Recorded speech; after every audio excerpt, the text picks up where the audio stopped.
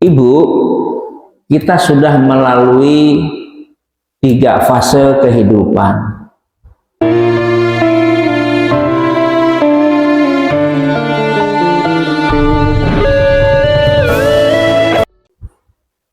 Sebelum kita jadi manusia, kita pernah ada di alam ruh.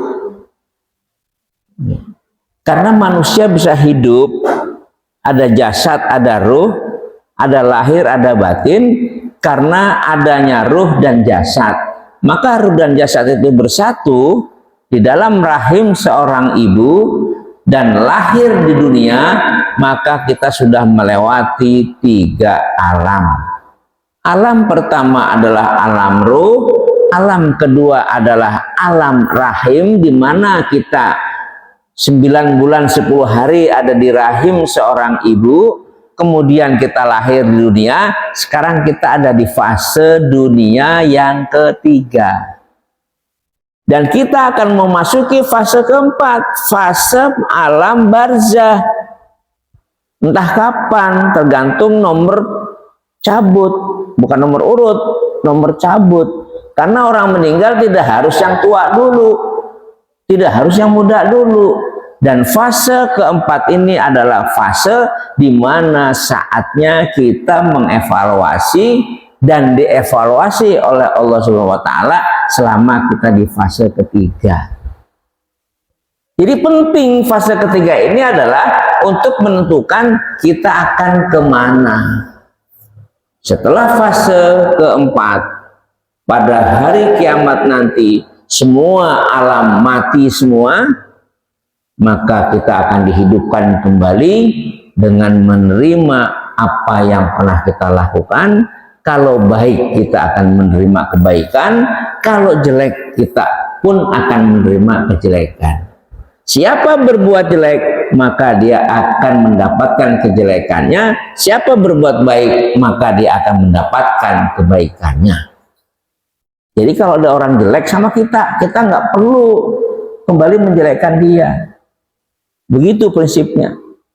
Karena kalau kita dijelekan oleh orang, kita kembali menjawab atau membalas kejelekan orang itu dari kita, maka kita termasuk sama-sama orang jelek.